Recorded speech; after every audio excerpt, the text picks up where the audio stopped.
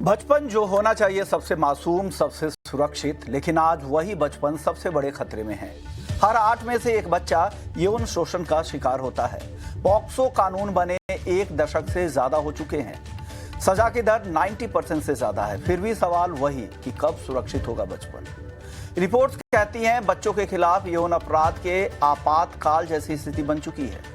और अब नया खतरा है एआई से बने अश्लील कंटेंट का, जो पिछले 1 साल में 1300% से ज्यादा बढ़ गया है। आखिर ये बढ़ते अपराध रुक क्यों नहीं पा रहे हैं? क्या कानून कमजोर है? क्या पुलिस प्रशासन नाकाम है? या समाज ने अपनी संवेदनशीलता खो दी है? यही आज हमारे मुद्दा है और इसी पर हम अपने मेहमानों से चर्चा करेंगे। लेकिन उससे पहले आपको कुछ बड़े सवाल है। क्या पुलिस प्रशासन बच्चों की सुरक्षा नहीं कर पा रहे हैं? सोशल मीडिया और ऑनलाइन शोषण पर लगाम कैसे लगाया जाए? और साथ ही सरकार से यही सवाल है कि कब सुरक्षित होगा भारत का बचपन। इन सवालों के साथ ही बच्चों के खिलाफ हो रहे यौन उत्पीड़न का जिम्मेदार आखिर कौन है, और साथ ही देश में पॉक्सो एक्ट के बावजूद क्यों बढ़ रहे हैं ये यौन अपराध के मामले? क्या पुलिस प्रशासन बच्चों की सुरक्षा करने में नाकाम है? इसी पर आज हम चर्चा करेंगे। हमारे साथ मेहमानों का एक खास पैनल है जो आज आपकी मदद करने वाले हैं। हमारे साथ एडवोकेट आशीष जॉर्ज हैं, पॉक्सो मामले के एक्सपर्ट हैं। हमारे साथ डॉक्टर नेहा मेहता हैं, साइकोलॉजिस्ट हैं। तारा नरूला जी हैं, वकील हैं। और विक्रम सिंह हैं, पूर्व डीजीपी यूपी से। आप सभी मेहमानों का बहुत बहुत शुक्रिया। आप लोगों ने एक अहम और सेंसिटिव मुद्दे के लिए अपना समय हमें दिया है। तारा नरूला जी, आपसे मैं शुरुआत करूंगा। सोशल मीडिया और इंटरनेट पर बच्चों के जो शोषण के मामले हैं वो तेजी से बढ़ते जा रहे हैं। क्या कानून इसकी रफ्तार को नहीं पकड़ पा रहा है? क्यों हम इतने नाकाम हो गए हैं मैम? बहुत ही मुश्किल है आजकल की दुनिया में, टेक वर्ल्ड में, जिसमें बच्चों का एक्सेस भी बढ़ता जा रहा है और डेटा प्रोटेक्शन के बारे में नॉलेज भी कम ही है। तो अब कुछ रास्ते तो सरकार ने पकड़े हैं, जैसे स्कूलों में सेशंस रखना, पॉक्सो अवेयरनेस कराना वगैरह। लेकिन आई थिंक हमें डेटा सिक्योरिटी, डेटा अवेयरनेस भी सिखाना बचपन से ही चाहिए, और ये शायद हमारे बच्चों को सुरक्षित रखने का एक अहम माध्यम हो सकता है। एक और सवाल तारा नरूला जी, क्या टेक कंपनियां और प्लेटफॉर्म को ज्यादा जिम्मेदारी देनी चाहिए ताकि ऐसे कंटेंट को तुरंत हटा सके? क्योंकि उनके पास इस तरह के विकल्प रहते हैं। वो अपने माइलेज के लिए क्या इस तरह के कंटेंट को बढ़ावा देते हैं अपने प्लेटफॉर्म पे? नहीं, मैं ऐसा नहीं कहूंगी कि कोई भी प्लेटफॉर्म ऐसे कंटेंट को बढ़ावा देता है। लेकिन ये बात जरूर है कि इसमें कॉर्पोरेट वर्ल्ड को भी रिस्पॉन्सिबिलिटी दिखानी पड़ेगी, इसका भार अपने ऊपर लेना पड़ेगा। वो अलग चीज है। ये जो राइट्स, जो फ्री स्पीच की राइट्स हैं, उनको बैलेंस करना पड़ेगा पॉक्सो एक्ट और अपराधों के साथ। और इस हिसाब से सरकार को आगे बढ़ना पड़ेगा। ये डेटा प्रोटेक्शन और डेटा प्राइवेसी में ही किया जाना चाहिए, और इस पे एक निर्धारित पैनल हमेशा ही बैठना चाहिए जो कि इस तरह के कंटेंट का ओवरव्यू करे। ये एक डायरेक्शन गाइडलाइन कॉर्पोरेट्स को आ चुकी है। फेसबुक, मेटा वगैरह, ये सब 24 घंटे के अंदर अंदर रिपोर्टिंग के ऑब्जेक्शनेबल कंटेंट इनका को हटाना इनकी जिम्मेदारी है। तो ये करते भी हैं, बट यही है कि हम रास्ता नहीं जानते कि हम ये सारी चीजें कैसे ट्रिगर करें। जरूरी है। लेकिन विक्रम सिंह जी भी हैं, पूर्व डीजीपी हैं यूपी के। सर, हर साल बच्चों के खिलाफ बढ़ते जो अपराध हैं ये बढ़ते ही जा रहे हैं। क्या ये कानून की कमजोरी है या लागू करने वालों की लापरवाही? आप क्या मानते हैं सर? मैं इसमें कानून को लागू करने वाले माता पिता, अभिभावक, स्कूल टीचर और जो अश्लीलता परोसी जा रही है, चौतरफा चौतरफा जो सुनामी अश्लीलता की आ रही है, जो मेरे टाइम में जब मैं बच्चा था, जो थर्ड क्लास ऑब्सीन पोर्नोग्राफी थी, आज वो सामान्य हो गया है। और जिस तरीके से परोसी जा रही है, और निर्द्वंद होकर के, निर्भीक होकर के, बिना कार्रवाई के, तो पहले कानून पे आ जाए। कानून तो बहुत अच्छा है, लेकिन कानून होने से लाभ क्या अगर उसका अनुपालन नहीं है? दंडात्मक कार्रवाई जो है बिल्कुल क्षणिक है। पॉक्सो तक में बेल हो रही, जिसमें बेल का कोई प्राविधान नहीं है। और अगर आप कन्विक्शन की बात करें, पॉक्सो ऐसे केसेस में भी अगर कन्विक्शन आपका 70% या 50% से कम है, वो भी एक बड़ी भयावह स्थिति है।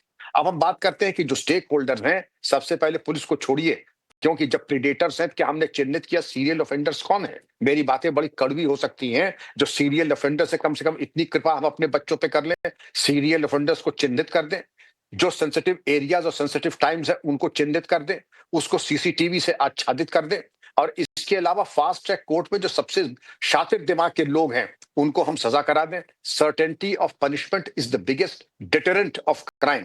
दिखाई ये पड़ रहा है कि पॉक्सो में भी जमानतें हो रही हैं, पॉक्सो में भी एक्विटल हो रहा है, उन एक्विटल्स की कोई अपील नहीं हो रही है। अब हम अश्लीलता की बात कर लेते हैं। अश्लीलता वो जहर है। रिक सैंटोरम ने कहा कि अगर कोई व्यक्ति 1 घंटा पोर्नोग्राफी देख ले तो उसके दिमाग की वायरिंग इरिवर्सिबली नेगेटिव हो जाती है। और जब हमारे रेपिस्ट की उम्र एक तरीके से, मैंने 11 साल के भी रेपिस्ट सुने हैं, 10 साल के भी रेपिस्ट सुने हैं, और जो हमारे विद्वान पहले से इसके ऊपर प्रकाश जरूर डालेंगे, आखिर इतनी परिपक्वता जब आ रही है तो कम से कम जेजे एक्ट के अंतर्गत नहीं, if a person though a juvenile commits a crime knowing fully well the consequences an adult, he should be tried as an adult. इसके ऊपर अपने विचार जरूर कहेंगे। मैं इस पक्षधर हूं कि अगर आप इतने परिपक्व हैं कि आप इस तरीके की अश्लील हरकत कर सकते हैं तो आपके ऊपर भी अडल्ट के अंतर्गत कार्रवाई होनी ही चाहिए। अब इसके ऊपर एक समग्र कार्रवाई है। हम आज की भयावह स्थिति में पहुंचे हैं, ये टर्मिनल कैंसर की तरह है, इसलिए इसका इलाज कई चैनल पे, कई चरण में, कई आयाम में होना चाहिए। और मैं फिर निवेदन करूंगा, विद्वान पंच पे करें कि अगर इसमें केमिकल कास्ट्रेशन से लेकर के अगर बात आती है तो केमिकल कास्ट्रेशन एक विकल्प है, और यूरोपियन देशों में, अमेरिकी देशों में, कई जगह है, विश्व में है। क्या इसके ऊपर हम चर्चा करेंगे? इतना उदार दृष्टिकोण राक्षसों के ऊपर होना औचित्यपूर्ण नहीं है। कुछ वर्ष पहले पोर्नोग्राफी बैन हुई, लेकिन उसके बाद फिर 4 दिन बाद खुल गई। तो कम से कम हम सोच लें, हम निर्णय कर लें, क्या हम बच्चों को वाकई सुरक्षा करना चाहते हैं, या वचनम किम दरिद्रता बातें करके हम अपने आप अंतर्तृप्त हो जाएं। सही कहा आपने, क्योंकि हम बातें तो बहुत बड़ी बड़ी कर लेते हैं और इतने सेंसिटिव मुद्दे पर भी जब आप पूरी तरह से अपने कानून, आपके इतने पास जब पूरा एडमिनिस्ट्रेटिव पावर आपके पास है, उसके बाद भी आप इसे लागू नहीं कर पाते हैं, और इतना सेंसिटिव मुद्दा है। सर, एक सवाल और विक्रम सिंह जी, आपसे ये सवाल होगा, आपको क्या लग रहा है इसके अलावा और कौन कौन सी बड़ी चुनौतियां आपको लग रहा है? एफआईआर दर्ज करना, जांच या साक्ष्य जुटाना, ये सब भी चुनौतियां हैं इस रास्ते में? बिल्कुल चुनौतियां हैं। हमारे यहाँ अगर कन्विक्शन नहीं होता है और हर बार एक सीरियल ऑफेंडर की बेल होती है, और पॉक्सो में जबकि बड़ी स्ट्रिंजेंट प्रोविजंस हैं, ओनस ऑफ प्रूफ बिल्कुल अलग है, उसमें एक्विटल हुआ, तो क्या आपने कभी देखा कि पॉक्सो के किसी विवेचक के खिलाफ कार्रवाई हुई? मैंने नहीं देखा, और मैं इसको बड़े क्लोजली फॉलो करता हूं। एक्विटल की कोई आपने अपील की? 1-2 रेयर केसेस को छोड़ दें तो अपील नहीं होती। राजस्थान ने एक उत्कृष्ट एग्जाम्पल दिया कि उस केस में जाकर के उन्होंने 7 दिन में सजायाबी कराई, एफआईआर से लेकर के। अगर राजस्थान 1-2 केस में करा सकता है, और भी तमाम स्टेट्स जिन्होंने ऐसे अच्छे प्रयोग किए, मैं समझता हूं कि इसको सर्वोच्च प्राथमिकता देते हुए हम अपने बच्चों की तोतली भाषा को कहीं अंधकार में, नेपथ्य में छोड़ देते हैं और उसके ऊपर कार्रवाई नहीं करते। मैं बड़ी वेदना के साथ कह रहा हूं, ये बच्चे हमारे कलेजे के अंग है, हमारे कलेजे के पार्ट हैं। कम से कम उतने ऊपर करें कि बाल गोपाल अगर हम कहते हैं तो इन बाल गोपाल, इन बच्चों के ऊपर इतना तो हम कर दें कि अगर कहीं एक्विटल होता है, सजायाबी हम करा दें। सजायाबी नहीं होती है, जिस आईओ ने रिश्वत लेकर के या कर्तव्य के प्रति उदासीनता दिखा के अगर एक्विटल कराया है तो उसके खिलाफ भी ऐतिहासिक कार्रवाई होनी ही चाहिए। लेकिन चुनौती बहुत बड़ी है। बिल्कुल, चुनौतियां तो इतनी ज़्यादा है, इतने चैलेंजेस है, उसके बाद यही वजह है कि इस तरह के मामले बढ़ रहे हैं। जब आपके पास इतने गंभीर आरोप होने के बाद भी आप वहां पर आप बरी हो जाते हैं, आप छूट कर आते हैं, फिर तो किसी का भी मन बढ़ेगा, फिर इस चीज़ें ये कहाँ रुकने वाली है। सर, एक सवाल और विक्रम सिंह जी, फिर बाकी गेस्ट के पास जाएंगे। सर, क्या आपको लगता है कि ऐसे मामलों में special fast track police unit होनी चाहिए जो सिर्फ बच्चों से जुड़े अपराध देखें, और साथ ही कोर्ट में भी इस तरह के स्पेशल कुछ यूनिट बननी चाहिए जो फास्ट ट्रैक लेवल पे यहाँ पर इसकी सुनवाई हो और उसके खिलाफ मामला भी बने और कड़ी से कड़ी कार्रवाई भी की जाए उनके खिलाफ? बहुत अच्छा बिंदु उठाया। बिना दंड के राज्य अधिकार नहीं चलता है, और अगर दंड नहीं मिल रहा है तो सीरियल ऑफेंडर्स अपने को समझते हैं कि जिसको चाहे बलात्कार करो, यौन शोषण करो। दुर्भाग्य से यही संदेश जा रहा है कि हम पकड़े नहीं जाएंगे। इसलिए आपने कहा फास्ट ट्रैक कोर्ट हो, कन्विक्शंस त्वरित हो, सजा तुरंत हो, और अगर सजा नहीं होती है तो एक्विटल के बारे में देखें किन कारणों से एक्विटल हुआ है। क्योंकि पॉक्सो में बहुत अच्छे अच्छे प्राविधान ऐसे हैं कि उसमें बहुत ज्यादा क्रांतिकारी विवेचना करने की आवश्यकता नहीं है, लेकिन अगर हम उसमें भी फेल हो रहे हैं तो ये आवश्यक है कि विवेचक की भी सजा हो, और अगर हम फास्ट ट्रैक कोर्ट में करके सजा कराते, निश्चित मानिए ये वो डरपोक राक्षस हैं कि अगर 10 को हर जिले में सजा हो जाए तो इसके ऊपर प्रभावी अंकुश लग सकता है। दिखाई ये पड़ रहा है कि सजा हो ही नहीं रही है, पॉक्सो में भी सजा नहीं हो रही है। तो कम से कम अगर पॉक्सो में नहीं हो रही है तो रासुका का इस्तेमाल करें, गैंगस्टर्स एक्ट का करें, मकोका का करें, लेकिन कहीं तो मालूम पड़े कि आपने तलवार म्यान से बाहर निकाली है। कहीं ऐसा तो नहीं कि आप भी बिल्कुल चिर निद्रा में सोए हुए हैं और गंभीर नहीं है कर्तव्य के प्रति। आपके और आपके चैनल को मैं बधाई दूंगा कि आपने इस गंभीर मुद्दे पर, संवेदनशील प्रकरण के ऊपर इतनी खुली चर्चा की और उत्कृष्ट चिंतकों को और विवेचकों को बुलाया आपने पैनल में। बिल्कुल, उसके लिए बहुत बहुत शुक्रिया करना चाहेंगे और आप लोगों का भी शुक्रिया कहेंगे, कम से कम खुलकर आप अपनी बात रख पा रहे हैं सिस्टम के खिलाफ, क्योंकि सिस्टम जिस तरह से लचर काम कर रहा है और उसी का नतीजा है कि इस तरह के मामले लगातार बढ़ते जा रहे हैं। सर, एक सवाल डॉक्टर नेहा मेहता से लेंगे। नेहा जी, बचपन में जो यौन शोषण झेलने वाले बच्चों हैं, इस पर उनका लॉन्ग टर्म में उनकी जो मानसिक स्थिति है उस पर क्या असर होता है? और एक सवाल मैं यहाँ पर और जोड़ूंगा कि क्या परिवार और स्कूल में ऐसे बच्चों के प्रति क्या वो इतने संवेदनशील है, उनकी बातों को समझ पाते हैं क्या? देखिए, सबसे पहले बात करेंगे कि क्या स्कूल या पेरेंट्स उन बातों को समझ पाते हैं जो संवेदनशील होती हैं। सबसे पहले यहाँ अवेयरनेस पेरेंट्स की और स्कूल अथॉरिटी की होना ज़रूरी है। पेरेंट्स बहुत बार बच्चों की छोटी-छोटी बातें जिन्हें वो खुल के शायद कॉन्फिडेंस से नहीं बोलना चाहते या उनके साथ कुछ गलत हुआ है या उन्हें कोई चीज़ें ठीक नहीं लग रही, क्योंकि शायद पेरेंट्स को ऐसा लगता है कि बच्चे अभी बहुत ज़्यादा इमैच्योर हैं, अभी ग्रोथ नहीं है और उनकी पेरेंटिंग के लिए उनके पास उस टाइम वो वक़्त नहीं है। जहाँ पेरेंट्स खुद एआई को अपनी लाइफ़ का इतना इम्पोर्टेंट हिस्सा माने बैठे हैं, वहाँ बच्चे अगर थोड़ा बहुत भी उन्हें यूज़ करते हैं या गलत रास्ते पर जाते हैं, तो पेरेंट्स शुरू में उसे नहीं पकड़ पाता। स्कूल की अथॉरिटीज़ फिर भी कहीं न कहीं थोड़ा बहुत रोल प्ले कर रही हैं, लेकिन जब तक पेरेंट्स खुद अवेयर होकर आगे नहीं आएँगे, क्योंकि बच्चा मैक्सिमम वक़्त घर बिताता है। दूसरा, इमोशनल रेगुलेशन बहुत ज़रूरी है। कॉन्फिडेंस स्पेशली बात करने का, जब मेरे साथ कुछ गलत हो रहा है या मुझे वो ठीक नहीं लग रहा है या मुझे कहीं न कहीं इनसिक्योर फील हो रहा है, ऐसा एनवायरनमेंट पेरेंट्स को, बच्चों को देना होगा, जहाँ हर छोटी-छोटी चीज़ वो रिपोर्ट कर पाएँ। बहुत सारे बच्चे ये एआई ऐप्स, गेमिंग्स में तब चले जाते हैं फन के लिए, सिर्फ़ एक स्टेटस को मैच करने के लिए, सिर्फ़ अपनी कहीं न कहीं अकेलेपन को दूर करने के लिए। और जब वो अकेलापन पेरेंट खुद पूरा करेगा, उन चीज़ों पे ध्यान देगा या कहीं भी डायरेक्शन मिलते ही पकड़ेगा, तो चीज़ें बहुत हद तक काम करेंगी। स्कूल अथॉरिटीज़ को ज़रूरी है कि ऐसी छोटी-छोटी मीटिंग्स पेरेंट्स को भी बुला के की जाएँ और पेरेंट्स का भी ये रोल बनता है कि जहाँ भी उसे लगता है कि चीज़ें लिमिट से ज़्यादा हो रही हैं, बच्चा एक ऐप पे बहुत ज़्यादा समय दे रहा है या उसको बहुत ज़्यादा पसंद कर रहा है, तो उसको चेक ज़रूर करें। एक सवाल और मैं आपसे पूछूंगा नेहा जी, अक्सर बच्चे डर के मारे, शर्म के मारे अपने पेरेंट्स को या कहीं नहीं बताते हैं, तो कैसे पहचाने कि बच्चा कुछ झेल रहा है? 3 सिंपल से ट्रेट्स हैं अगर आप बच्चे में पहचान लें। सबसे पहले अगर आपको लगता है कि बच्चा एकदम से बहुत ज़्यादा खुश या बहुत ज़्यादा डरा हुआ, सैड है, सडन इमोशन चेंजेस, ये बताते हैं कि बच्चा या तो कहीं बहुत ज़्यादा कहीं लगाव की तरफ जा रहा है। दूसरा, अगर आपको लगता है कि बच्चा आजकल ज़्यादा चुप्पी साध रहा है, आपसे कुछ कहना चाह रहा है लेकिन बार-बार रुकता है।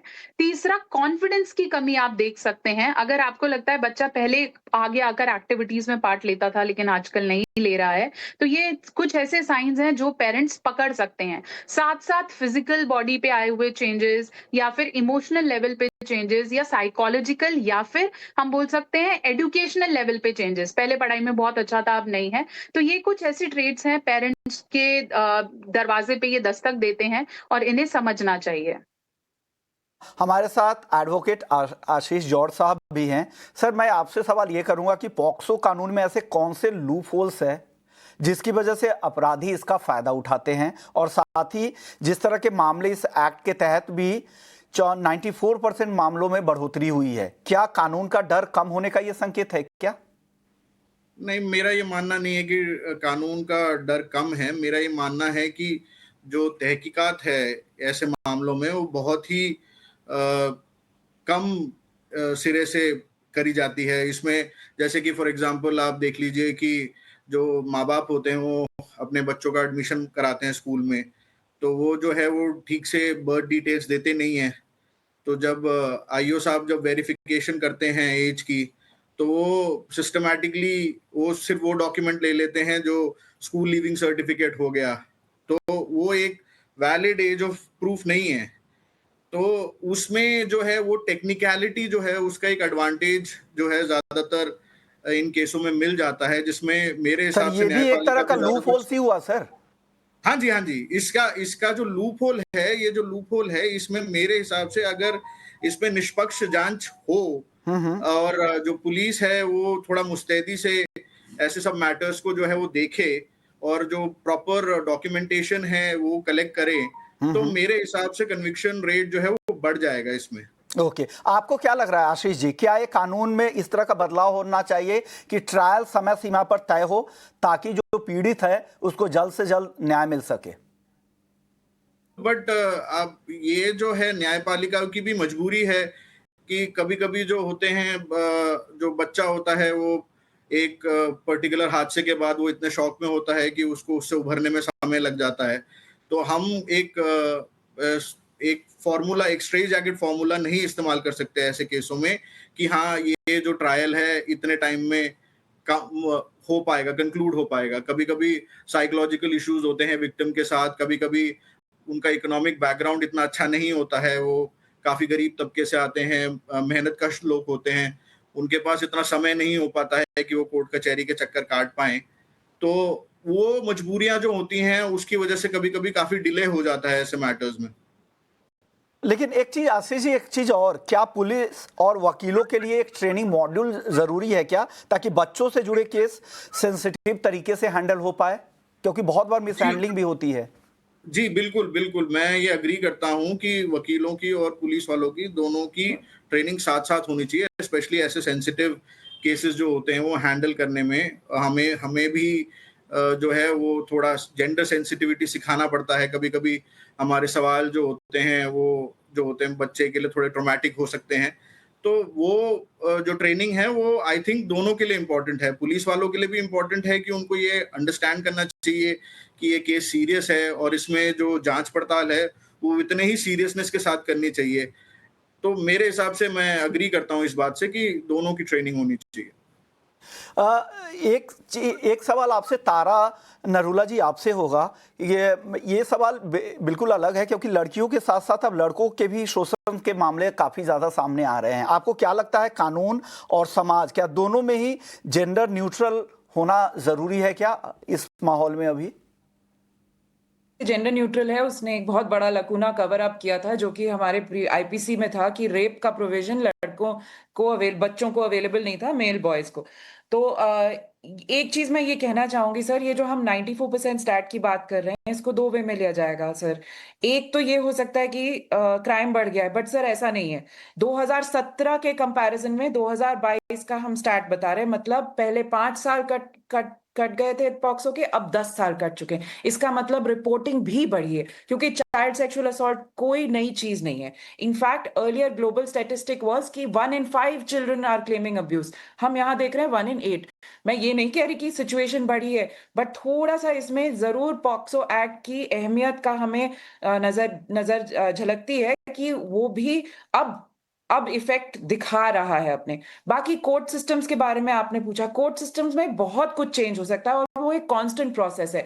कई चीजें माइंडलेसली की जाती हैं, जैसे एक एज प्रूफ लगाने की रिक्वायरमेंट है सर। अब अगर 6 साल का बच्चा है तो कोई डाउट तो हो नहीं सकता कि वो 18 से कम का है। वो उसमें पहले इन्वेस्टिगेशन एजेंसी टाइम वेस्ट करेगी एज प्रूफ लाने में, उसके बाद अगर वो एज प्रूफ लॉ के अकॉर्डिंग हुआ नहीं, जुवेनाइल जस्टिस एक्ट के अकॉर्डिंग हुआ नहीं, तो कोर्ट फिर से डायरेक्ट करेगी। तो इन माइंडलेस चीजों में भी काफी समय निकल जाता है। एक महिला वकील होने के नाते तारा जी, आपसे मेरा सवाल होगा कि आपको इन सब में सबसे बड़ी कमियां क्या दिखती है, कानून में, सिस्टम में या समाज में? सर लास्ट में जाके तो मैं समाज में ही कहूंगी, क्योंकि आखिरी द बक स्टॉप्स देयर, मतलब वहां पे आके हम रुक जाते हैं। बट हर लेवल पे, हर स्टेक होल्डर के पे हम और अच्छा कर सकते हैं। कोर्ट्स और अच्छा कर सकते हैं, पुलिस और अच्छा कर सकती है, और समाज और एजुकेशन में तो हम बहुत अच्छा कर ही सकते हैं। खुल के बात करना, जैसे नेहा जी ने कहा, खुल के बात हम आज तक अपने बच्चों से नहीं करते। तो सबसे पहले तो उसको अमल में लाएं कि हम अपने घरों में क्या कर सकते हैं बच्चों को समझाने का। उसके बाद हम उनकी प्रोटेक्शन कैसे इंक्रीज कर सकते हैं। ये फिर भी विक्टिम पे ही रिस्पॉन्सिबिलिटी डाल रही है, बट लास्ट में जाके अगर इसको लेकर हमारे साथ जागरूकता होता है, रहना बहुत जरूरी है। आपको इस सेंसिटिव मुद्दा है, बच्चों को भी आप उस मामले में खुलकर बात आपको करना होगा, और ताकि इस तरह से मासूम बच्चे इस तरह के खतरे में ना हो जाए। लेकिन एक सवाल आशीष जी आपसे मैं पूछना चाहता हूं, क्या डिजिटल एविडेंस जो एआई जनरेटेड फोटोज हो या वीडियोज हो, आपको लगता है कि कोर्ट में प्रमाणित करना आसान है क्या? एक नया फील्ड है जहाँ पे एआई जनरेटेड इमेजरी जो है वो दिन ब दिन जो है वो बेहतर होती जा रही है। बट ऐसा नहीं है, इसको काउंटर करने के लिए जो हमारे साइबर एक्सपर्ट्स हैं वो भी तरीके निकाल रहे हैं जिससे एनालिसिस के थ्रू हम ये फाइंड आउट कर सकते हैं कि ये फोटोग्राफ जो है एआई जनरेटेड है कि नहीं। ये थोड़ा टेक्निकल है एंड ये न्यू फील्ड है, बट इसमें काम चल रहा है एंड कुछ हद तक जो है एक्सपर्ट्स जो हैं वो एआई जनरेटेड फोटोज और वीडियोस को कैप्चर करने में, उनको आइडेंटिफाई करने में सक्षम हो गए हैं। तो इसमें और ज्यादा ट्रेनिंग देने की जरूरत है ताकि और ज्यादा सक्षम हो, जैसा विक्रम सिंह जी भी कह भी रहे थे। विक्रम सर, अब आपसे मेरा सवाल होगा कि साइबर यौन अपराध पर पुलिस की तैयारी अगर आप देखें, क्योंकि आपका लंबा अनुभव रहा होगा, हम लोगों की तैयारी कितनी है पूरी अगर पुलिस महकमा की अगर मैं बात करूं तो, और साथ ही ग्रामीण इलाकों में ऐसे मामलों की रिपोर्टिंग नहीं हो पाती क्योंकि ये मामले वहां पे पूरी तरह से दबकर रह जाते हैं। वहां के भी बच्चे तो इस तरह की मार झेल रहे हैं। शहरों में तो कुछ हद तक रिपोर्टिंग भी हो पाती है, वो खुलकर अपने माँ बाप से बातचीत भी कर पाते हैं। क्या ऐसे में पुलिस की, समाज की असंवेदनशीलता का भी डर का नतीजा है, या लग रहा है कि हम सोशल अप्रूवल के लिए बहुत सारे काम करते हैं, उस वजह से भी ये सब हो रहा है क्या सर? आपके प्रश्न का आंशिक उत्तर विद्वान पैनलिस्ट ने पहले ही दे दिया था। तारा नरूला जी ने बहुत स्पष्ट बात कही थी कि परिवार एक पहली पाठशाला है किसी भी बच्चे की, और उसके बाद शुरू होता है। आपका दूसरा प्रश्न कि पुलिस की तैयारी इस तरह के साइबर मैटर्स में क्या है। 2010 में ये इस तरह के अपराध शुरू हो चुके थे, तब उनकी संख्या नगण्य थी।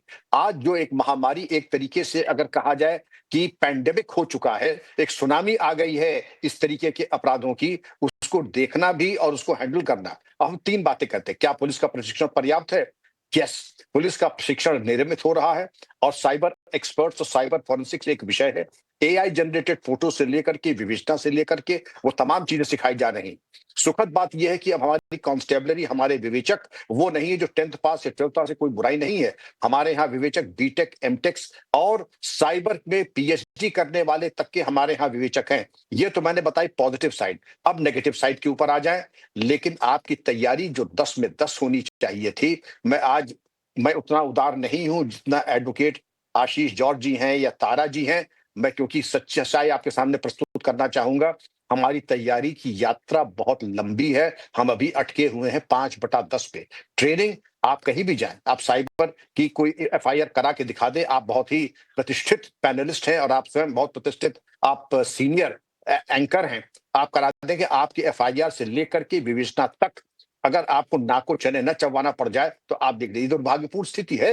इसमें सुधार भी हो रहा है, लेकिन सुधार की जो गति है और दिशा और दशा, उसमें बहुत अधिक सुधार की आवश्यकता है। और मैं चाहूंगा कि पुलिस का नेतृत्व, राजनीतिक नेतृत्व इसमें प्रकाश डाले, क्योंकि अब साइबर क्राइम, पोर्नोग्राफी और इस तरीके का यौन शोषण और पॉक्सो केसेस की भयावह स्थिति में निपटना है तो युद्ध स्तर पे उस पर कार्रवाई करना होगा, और वो समय आ गया है अब।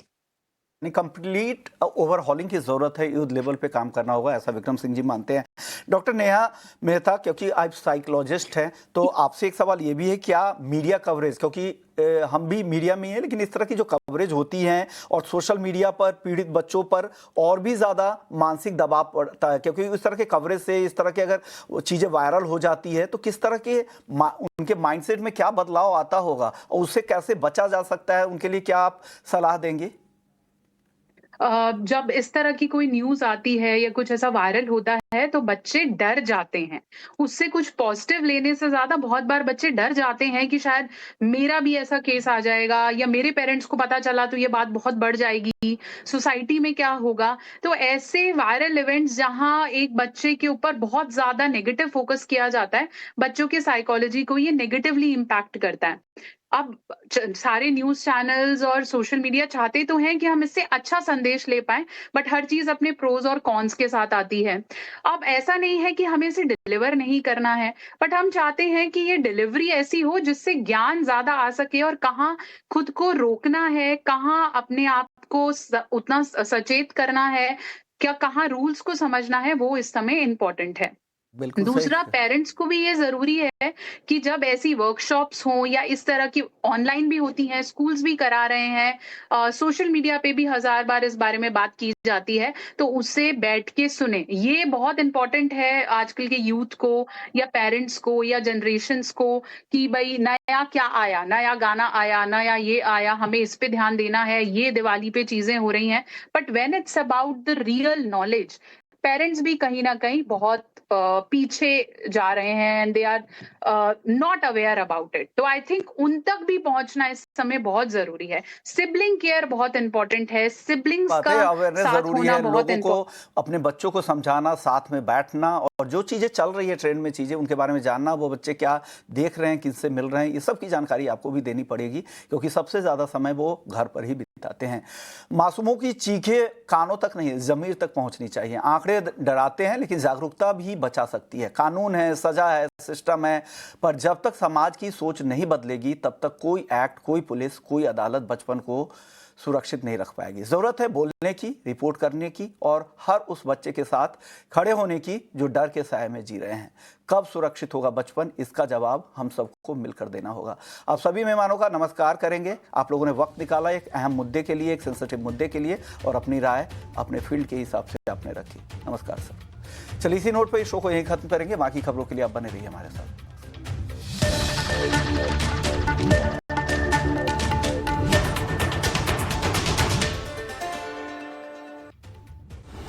in association with SBI.